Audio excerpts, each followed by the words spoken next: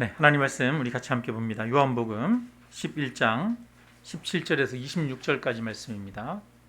요한복음 11장 17절에서 26절까지 말씀 우리 한 목소리로 같이 읽겠습니다. 예수께서 와서 보시니 나사로가 무덤에 있은지 이미 나흘이라. 베다니는 예루살렘에서 가깝기가 한 오리쯤 되매 많은 유대인이 마르다와 마리아에게 그 오라비의 일로 위문하러 왔더니 마르다는 예수께서 오신다는 말을 듣고 곧 나가 맞이하되 마리아는 집에 앉았더라. 마르다가 예수께 여짜오되 주께서 여기 계셨더라면 내 오라버니가 죽지 아니하였겠나이다. 그러나 나는 이제라도 주께서 무엇이든지 하나님께 구하시는 것을 하나님이 주실 줄 아나이다. 예수께서 이르시되 내 오라비가 다시 살아나리라. 마르다가 이르되 마지막 날 부활 때에는 다시 살아날 줄을 내가 아나이다. 예수께서 이르시되 나는 부활이요 생명이니 나를 믿는 자는 죽어도 살겠고 무릇 살아서 나를 믿는 자는 영원히 죽지 아니하리니 이것을 내가 믿느냐. 아멘. 네, 여기까지만 같이 읽습니다. 무더운 여름인데 어떻게 잘 지내고 계십니까? 네. 휴가들 잘 보내셨어요? 네. 휴가 가신 성도님들도 계시는 것 같고요. 또 몸이 불편하셔서 못 오시는 분들도 계시는 것 같습니다. 오늘은 이제 죽은 자가 다시 부활하는 그런 사건인데요. 이 사건은 베단이라고 하는 곳에서 일어났습니다. 베다니는 예루살렘에서 한 30분 정도 거리에 있습니다. 오리라고 하니까요. 한 2km 정도 되죠.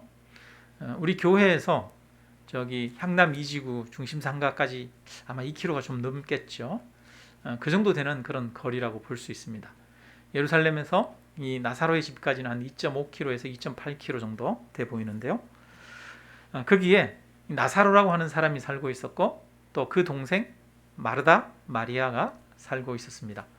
그 부모님에 대한 이야기는 없어요. 그러고 보니까 아마 이 세 남매가 유일한 가족이었던 것 같습니다. 마르다 마리아가 오빠 집에 이렇게 같이 사는 걸로 봐서는 아마 마르다 마리아는 아직 결혼하지 않은 그런 상태인 것 같아요. 예수님은 이 예루살렘을 방문할 때면 나사로의 집에 자주 들르셨습니다.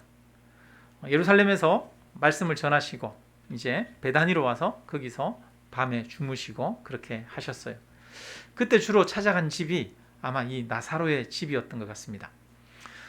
다른 성경에 보면 이 마르다가 예수님과 또 그 제자들을 이렇게 영접하느라고 음식을 하느라고 분주한 그런 내용들이 있지 않습니까? 근데 이 마리아는 예수님의 발치 앞에 앉아서 예수님의 말씀을 들었던 그런 사건이 있습니다. 그러니까 예수님을 집에 모셨는데 예수님을 집에 모시면은 예수님 한 분만 오시는 게 아니잖아요. 제자들이 다 같이 올 거 아니에요? 12명 이상이 와요. 그러면 여러분 집에 잔치가 벌어지는 거 아닙니까? 많은 사람들이 오잖아요. 그러니까 자주 이렇게 많은 사람들이 이 나사로의 집에 들렀다는 것은 아마 나사로의 집에 경제적으로 좀 여유가 있었겠구나 이렇게 생각할 수가 있어요. 나중에 이 마리아가 보면은 예수님에게 향유를 머리 위에 붓습니다. 향유가 200데나리온이래요. 2천만 원 이상 하는 3천만 원 정도 오늘날로 하면 되는 그런 향유가 집에 있었어요. 그러니까 부자죠. 또 대부분 사람들이 이 부자들이 이 돌로 된 굴에 장사 지냈는데 이 나사로는 죽은 다음에 돌을 판 굴에 이렇게 장사되게 됩니다. 그런 걸 봤을 때 이 나사로는 어느 정도 부유한 그런 집이었던 것 같습니다. 그래도 살아가는 데 있어서 큰 어려움 없이 행복하게 그렇게 살아갔습니다. 그들은 예수님을 잘 따르고 또 예수님을 잘 섬기는 모범적인 믿음의 가정이고 그런 신앙의 가정이었어요. 그런데 예수님을 잘 따르는 이 가정에도 시련이 닥쳤습니다. 나사로가 병이 든 것입니다. 여러분, 우리가 믿음을 잘 가지면 예수님을 잘 따르면 인생에 시련이 없습니까? 시련이 있습니까? 믿음을 가져도 예수님을 잘 따르고 많은 사람들을 섬기고 봉사를 하지만 인생에는 시련이 있을 수 있습니다. 재난은 누구에게나 닥칠 수 있는 것입니다. 나사로가 병들었어요. 마르다 마리아는 예수님께 급하게 사람을 보냅니다. 마르다 마리아는 예수님이 나면서부터 장님이었던 사람의 눈을 뜨게 한 사건을 알고 있습니다. 38년 된 병자를 예수님이 살리기도 하셨어요. 또 그 예수님이라면 오빠를 살리실 수 있을 것이다, 치료할 수 있을 것이다 라고 믿었습니다. 이들에게 예수님은 희망이었습니다. 아마 사람을 보내고 나서 그 나사로를 위로했을 것입니다. 오빠 힘내요. 오빠 예수님이 오시면 고쳐주실 거야. 오빠 살 수 있어. 힘내. 그렇게 그 오빠를 위로하면서 예수님이 오시기를 간절히 기다렸습니다. 나사로는 마르다 마리아에게는 각별한 사람이죠. 그냥 단순히 오빠가 아니에요. 왜냐하면 그 부모님이 없었던 것을 예상하게 될 때 오빠 이상으로 부모님과 같은 그런 존재죠. 보호자와 같은 그런 사람입니다. 오빠가 죽는다는 것은 상상조차 할 수 없습니다. 그래서 오빠가 병 낫기를 간절히 기도했습니다. 오빠의 병세가 점점 나빠질수록 예수님이 오시기를 더 간절히 바랬습니다. 예수님이 늦지 않게 와야 될 텐데 조바심이 났습니다. 아마 마르다 마리아는 마을 바깥으로 나가서 예수님이 오는 길을 보면서 예수님이 언제쯤 오시나 동구 밖에 나가서 살피기도 했을 것입니다. 수시로 집 대문을 향해서 예수님이 들어오시지 않을까 그렇게 대문을 보았을 것입니다. 그런데 오랜 기다림 끝에 예수님이 오시면 좋은데 예수님은 결국 오시지 않았어요. 오빠 나사로가 죽고 말았습니다. 마르다 마리아에게는 하늘이 무너지는 것 같았을 겁니다.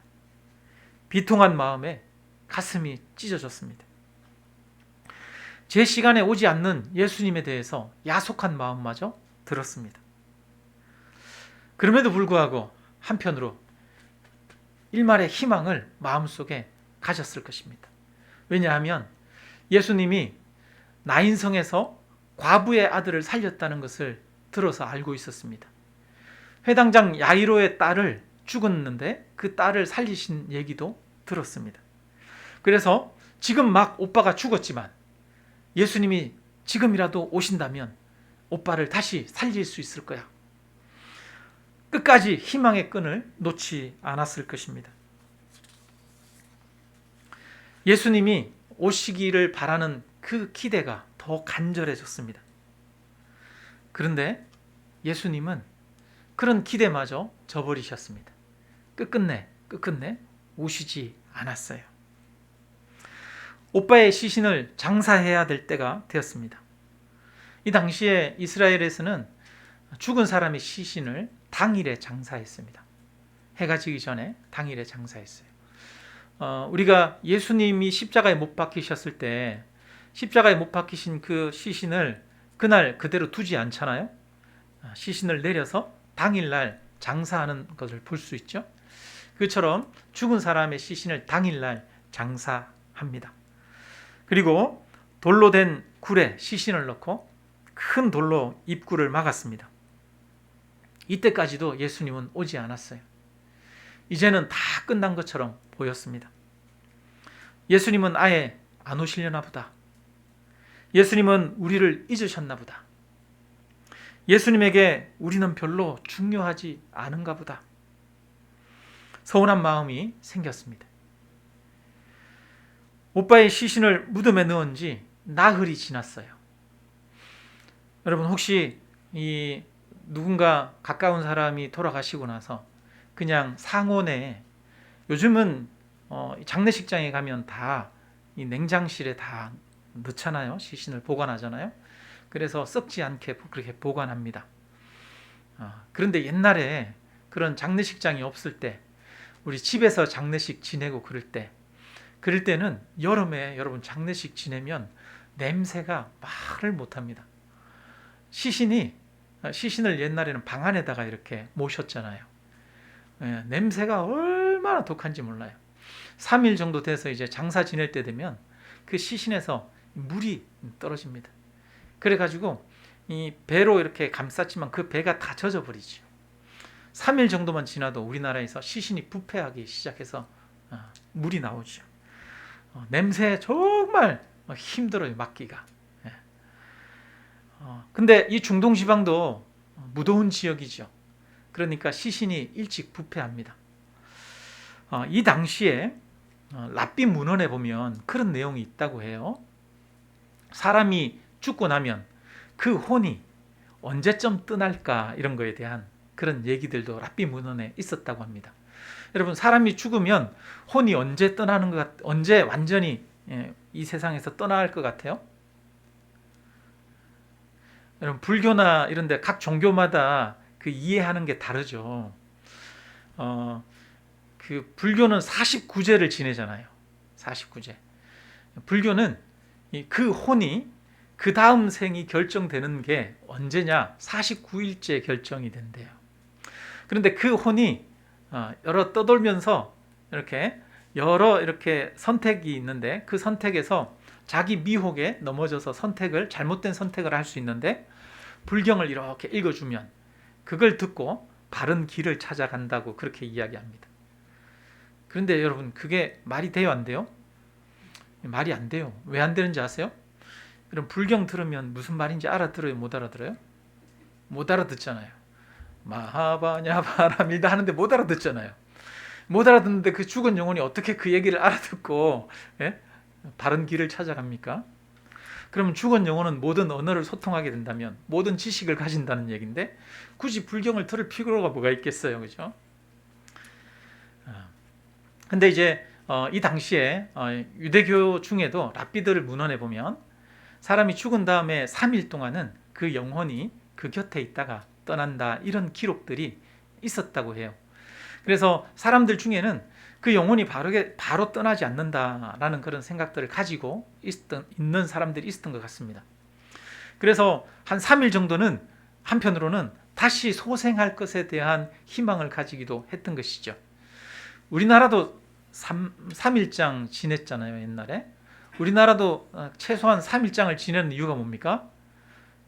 장례식을 위해서 멀리서 사람들이 이제 오는데 3일 정도 걸리기 때문에 옛날에 그렇게 한 것도 있고, 또 하나는 3일 정도는 혹시 살아나실지 모르니까 기다려야 된다 해서 3일 정도 기다렸다고 해요. 근데 지금 이제 무덤에 들어가신 지 며칠이 됐어요? 나흘이 됩니다. 나흘째. 여기 보니까 예수님이 무덤에 그 돌을 굴려서 무덤을 열어라 말하니까 썩어서 냄새가 나나이다, 이렇게 이야기하지 않습니까?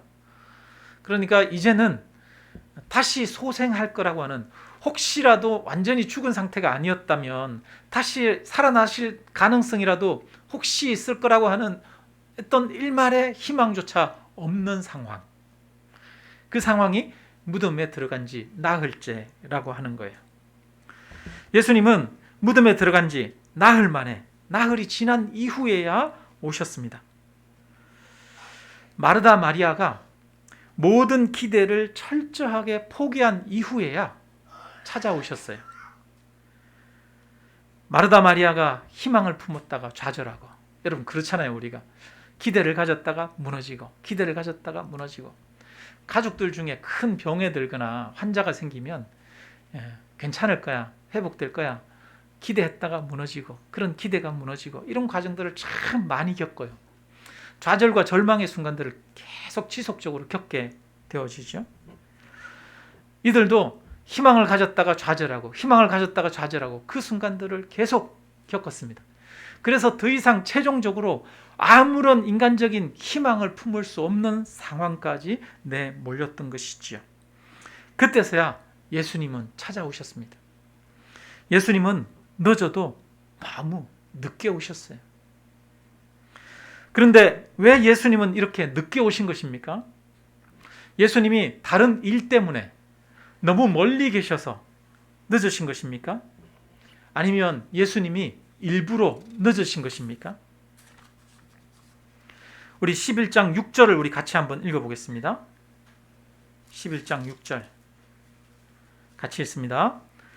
나사로가 병들었다 함을 들으시고 그 계시던 곳에 이틀을 더 유하시고.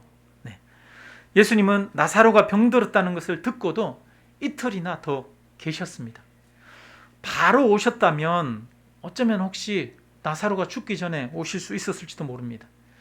아니면 최소한 장사 지내기 전에 오실 수 있었을지도 모릅니다. 그런데 예수님은 마르다 마리아가 보낸 사람을 만나고서도 서두르지 않았습니다. 이틀이 지난 이후에야 이렇게 말씀하십니다. 14절 15절 같이 읽습니다. 14절 15절입니다. 이에 예수께서 밝히 이르시되 나사로가 죽었느니라. 내가 거기 있지 아니한 것을 너희를 위하여 기뻐하노니 이는 너희로 믿게 하려 함이라. 그러나 그에게로 가자 하시니. 이틀이 지난 이후에 나사로가 잔다 그러면서 나사로에게 가자 말합니다. 나사로가 잔다면 다시 일어나겠습니다 그랬더니 나사로가 잔다는 말은 죽은 거다. 나사로가 죽었으니 우리가 나사로에게 가자 이렇게 말합니다. 예수님은 나사로가 죽었다는 것을 아셨습니다. 그것을 아시고 나서야 움직이셨습니다.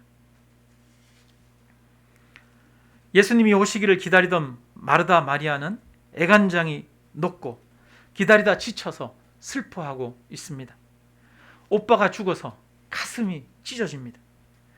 그런데 예수님은 내가 거기 있지 아니한 것을 너희를 위하여 기뻐한다 라고 말합니다. 나사로가 죽기 전에 내가 도착하고 거기 있지 않았던 거 다행이다, 잘됐다 이렇게 말씀하시는 거예요. 아니 어떻게 예수님은 이렇게 말씀하실 수 있는 겁니까? 5절을 보면 11장 5절에 보면 이 나사로에 대해서 이렇게 말합니다. 같이 한번 5절 읽어보겠습니다. 예수께서 본래 마르다와 그 동생과 나사로를 사랑하시더니. 예수님이 누구누구를 사랑했다 이런 표현은 잘 안 나와요. 여기 이게 요한이 쓴 책인데 요한이 자기 스스로 예수님이 사랑하시던 그 제자 이렇게 표현합니다. 그러니까 자기를 표현할 때 내가 예수님의 사랑을 받았다 이런 말을 쓰고 그러는데 다른 사람에게 예수님이 누구를 사랑하시더니 이런 표현을 특별하게 쓰지 않아요. 그런데 마르다 마리아 나사로에게는 예수님이 그들을 사랑하시더니 이렇게 표현하고 있어요. 그러니까 예수님이 이들을 얼마나 아끼셨는지 알 수 있습니다. 이들을 얼마나 좋아했는지 알 수 있어요. 그러면 예수님이 아끼던 나사로예요. 예수님을 너무 잘 따르고 신실하게 예수님을 잘 믿는 나사로예요. 하나님 나라에 너무나 중요한 그런 나사로입니다. 그렇다면 그 나사로가 죽기 전에 예수님이 오셔서 살려주셔야 하는 것 아닙니까? 그렇게 사랑하신다고 하면서 나사로를 사랑하셨다고 하면서 예수님은 나사로가 죽고 나서야 움직이셨습니다. 여러분 이상하지 않습니까? 주님은 마르다 마리아를 사랑하기에 오히려 늦으셨습니다. 우리는 생각합니다. 주님이 나사로를 사랑하신다면 죽기 전에 왔어야 한다라고 생각합니다. 그런데 주님은 나사로를 사랑하셨는데 이틀을 더 유하셨다라고 말합니다. 오히려 사랑하시기에 늦었다라고 말씀하십니다. 여러분 사랑하시기에 늦었다는 말은 참 이해하기가 힘들죠. 그런데 주님은 늦게 오심으로 나사로와 이 마르다 마리아에게 더 큰 것을 주십니다. 예수님이 주시려고 하는 것과 마르다 마리아가 원하는 것이 달랐습니다. 마르다 마리아는 병든 오빠가 나사로가 죽지 않는 것이었어요. 좀 더 오래 사는 거였습니다. 그러나 주님이 주시기 원하는 것은 죽은 나사로를 다시 살림으로써 예수님이 부활이요 생명이라는 것을 알게 하는 것이었습니다. 예수님이 생명의 주관자임을 믿게 하려는 것입니다. 마르다 마리아에게 더 큰 믿음을 주시기 위해서 늦으셨습니다. 더 놀라운 진리를 보게 하기 위해서 늦으셨던 것입니다. 예수님의 목적은 예수님의 부활이요 예수님이 생명이라는 것을 믿어 영원히 죽지 않고 영생을 얻게 하려는 것이었습니다. 마르다 마리아는 죽은 사람이 다시 살아나는 부활을 보았습니다. 마르다 마리아가 원한 것은 오빠가 죽지 않고 잠시 세상에서 더 오랫동안 사는 것이었지만, 예수님이 주시려고 하는 것은 훨씬 더 값지고 놀랍고 영원한 것이었습니다. 여러분, 예수님은 우리에게 더 좋은 것 주시기 위해 마르다 마리아가 슬퍼하며 절망하고 좌절할 때까지 기다리셨던 것처럼 우리도 또한 우리에게도 시련을 주십니다. 때로 하나님은 우리가 고통 중에 절망하고 좌절할 때까지 기다리십니다. 주님은 사랑하셔서 내게도 늦게 오실 수 있습니다. 혹시 주님이 너무 늦으시는 것처럼 느껴지실 때가 있습니까? 주님이 늦으시는 것은 주님이 우리를 버리셨기 때문이 아닙니다. 나사로를 버리셨기 때문에 주님이 늦으신 것이 아닙니다.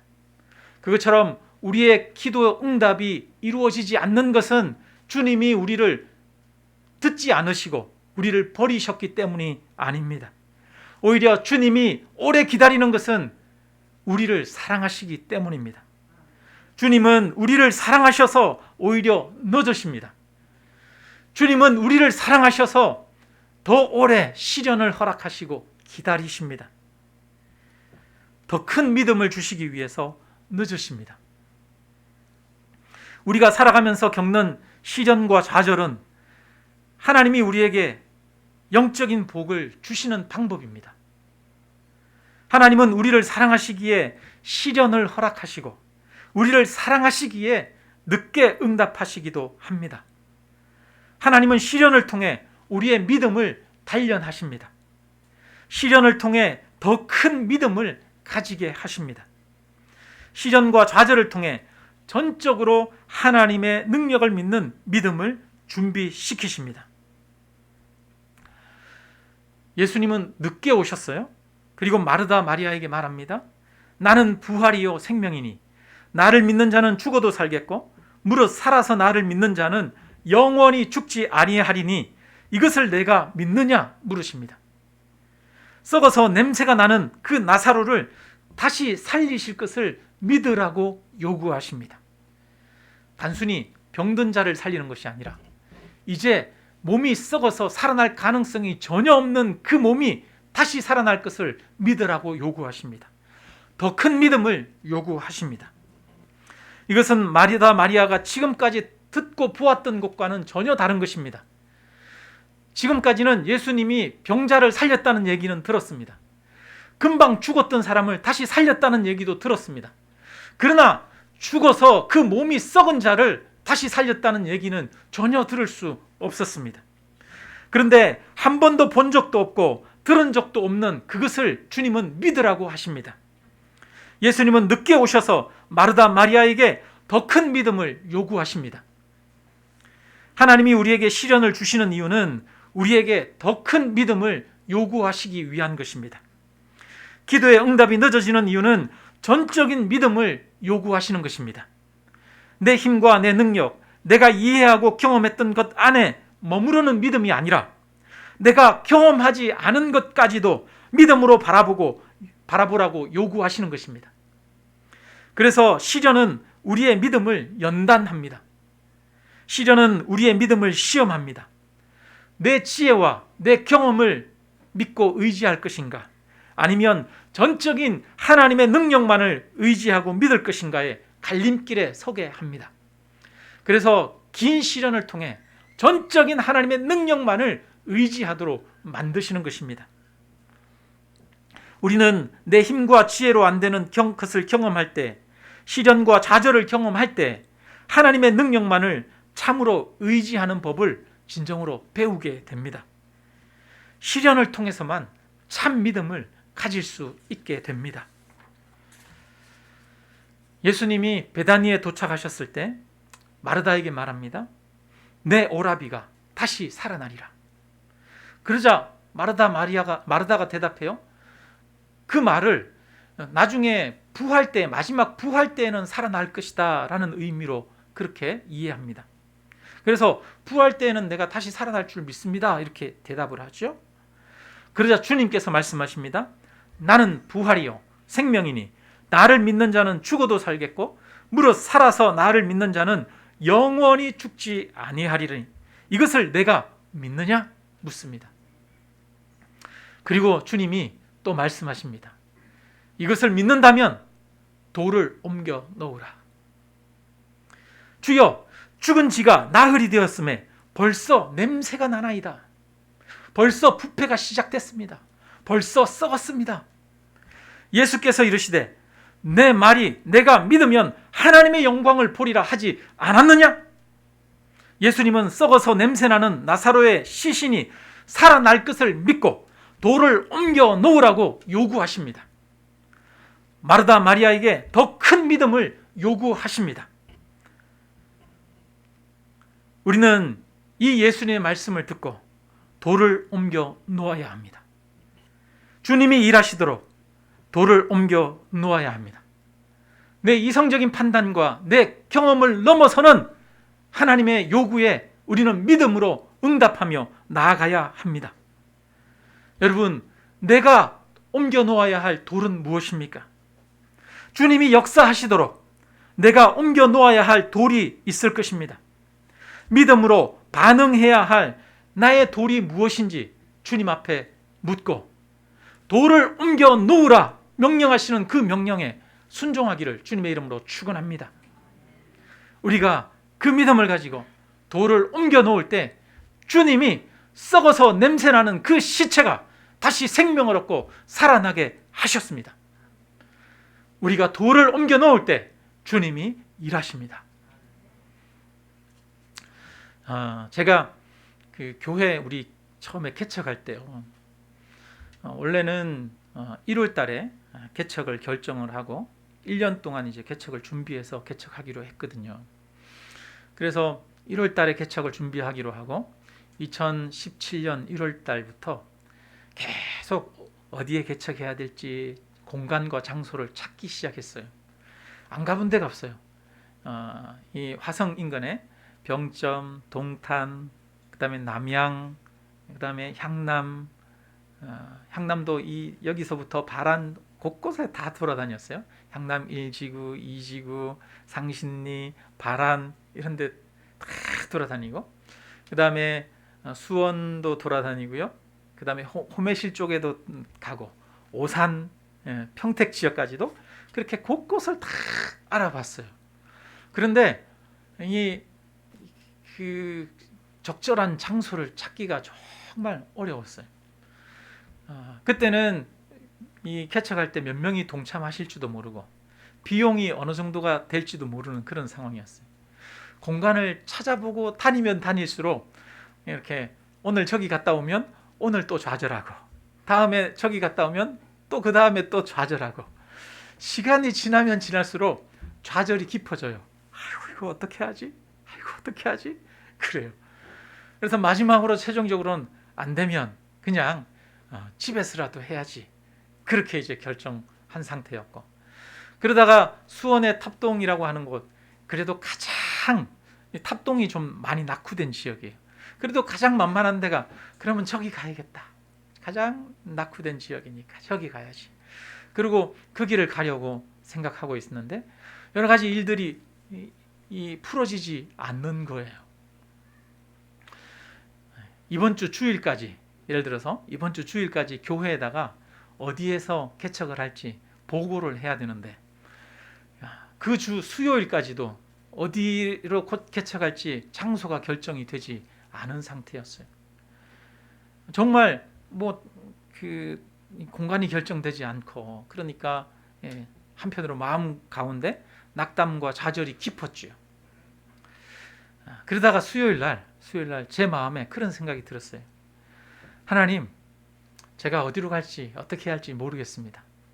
근데 하나님, 저는 50평 이상 되는 공간이 있었으면 좋겠습니다. 여러분, 말도 안 되는 이야기거든요. 개척하는데 50평 이상 공간, 여러분 사실은 꿈도 꿀 수 없는 공간이에요. 너무 비싸서 상가 같은데 일반 상가 50평 이상 감당할 수가 없습니다.